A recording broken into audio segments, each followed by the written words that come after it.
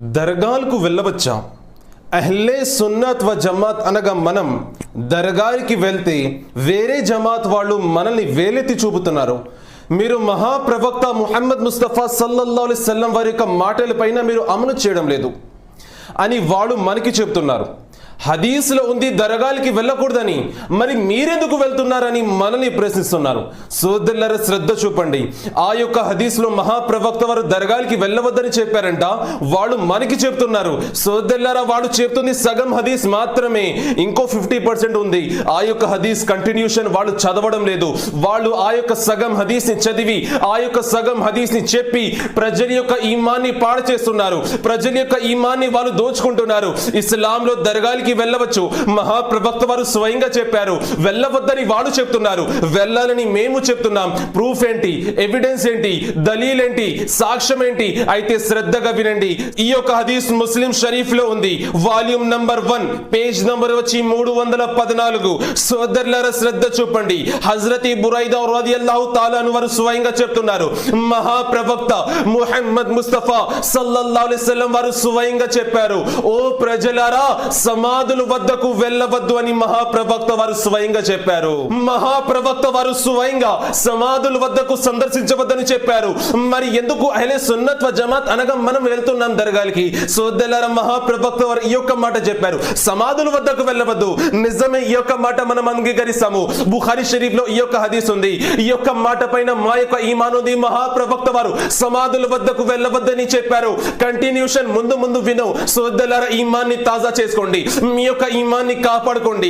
మహాప్రవక్త వారు కొన్ని సంవత్సరాలు గడిచిన తర్వాత ఆయన స్వయంగా అంటున్నారు, హజరత్ బురైదా రదియల్లాహు తఆలా అన్హు వారు దీని యొక్క రావి. సోదరులారా, 314 యొక్క పేజ్ లో ముస్లిం షరీఫ్ లో ఈ యొక్క హదీస్ ఉంది.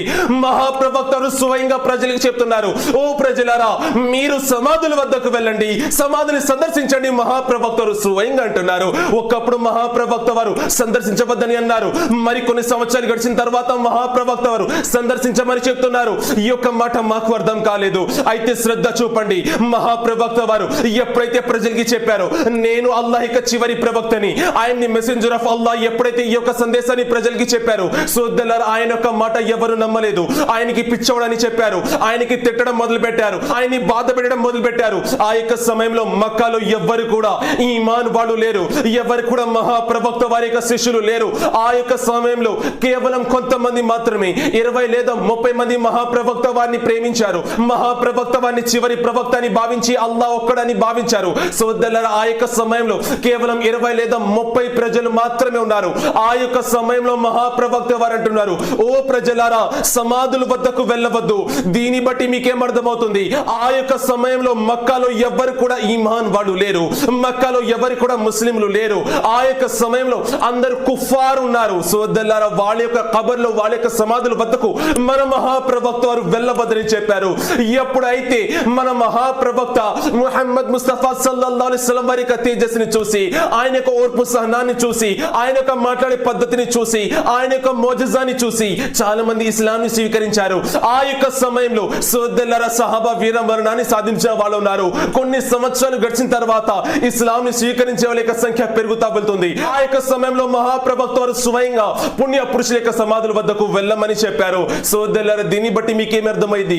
ఒకప్పుడు మహాప్రవక్త వారు వెళ్ళవద్దని చెప్పారు, ఎవరి యొక్క సమాధుల వద్దకు వెళ్ళవద్దని చెప్పారు, కుఫార్ యొక్క సమాధుల వద్దకు వెళ్ళవద్దని చెప్పారు. అని దాని తర్వాత ఎప్పుడైతే ప్రజలు ఇస్లాంని స్వీకరించారో, ఎప్పుడైతే సహాబా వీర మరణాన్ని సాధించారో, ఎన్నో సహాబాలు సోదరులారా ఈ యొక్క ప్రపంచాన్ని పర్దా చేశారు. వాళ్ళు పరమపదించిన తర్వాత మహాప్రవక్త వారు స్వయంగా చెప్పారు ఆయన యొక్క సహాబికి, ఇప్పుడు మీరు సమాధుల వద్దకు వెళ్ళండి, ఇప్పుడు మీరు పుణ్య పురుషులైన సమాధుల వద్దకు వెళ్ళండి. ఇది నా యొక్క మాట అస్సలు కాదండి, ఇది బరేలీలో ఉన్న అహ్మద్ రజా యొక్క మాట కాదు, ఇది బరేలీలో ఉన్న తాజు షరియా గారి యొక్క మాట కాదు, ఇది బరేలీలో ఉన్న ముఫ్తీ ఆజం గారి యొక్క మాట కాదు, ఇది బరేలీలో ఉన్న హుజ్జతుల్ ఇస్లాం గారి యొక్క మాట కాదు, ఇది బరేలీలో ఉన్న రిహానే మిల్లత్ గారి యొక్క మాట కాదు, ఇది బరేలీలో ఉన్న సోదరుల మత గురుల యొక్క మాట కాదు, ఇది అజ్మీర్ లో ఉన్న ఖాజా గరీబ్ నవాజ్ గారి యొక్క మాట కాదు, ఇది బగ్దాద్ లో ఉన్న గౌసి ఆజం గారి యొక్క మాట కాదు.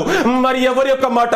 ఎవరిదైతే నువ్వు కల్మా చదువుతున్నావో, ఎవరిదైతే నేను కల్మా చదువుతున్నానో, ఎవరిదైతే ఈ యొక్క ప్రపంచం కల్మా చదువుతుందో, అనగా దాదాపు 1,24,000 ప్రవక్తలు గురువైన మహాప్రవక్త జనాబే అహ్మద్ ముజ్తబా ముహమ్మద్ ముస్తఫా సల్లల్లాహు అలైహి వసల్లం వారు స్వయంగా చెప్పారు సమాధుల వద్దకు వెళ్ళవచ్చని. సోదరులారా, ఆయన స్వయంగా చెప్పారు పుణ్య పురుషుల యొక్క సమాధుల వద్దకు వెళ్ళవచ్చని. దీన్ని బట్టి మీకేం అర్థమవుతుంది? ఈ అహ్లే సున్నత్ వ జమాత్ అనగా మనమందరం మహాప్రవక్త సల్లల్లాహు అలైహి వసల్లం వారు చెప్పిన మాటలపైనే కదా మనం అమలు చేస్తున్నాము. సోదరులారా, ఇప్పటికైనా మేల్కోండి.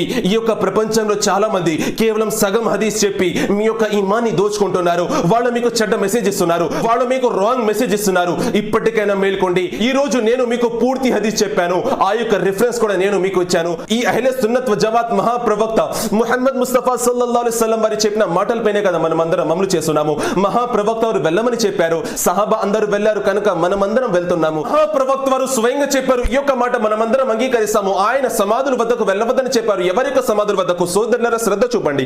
కుఫార్ యొక్క సమాధుల వద్దకు ఆయన వెళ్ళవద్దని చెప్పారు.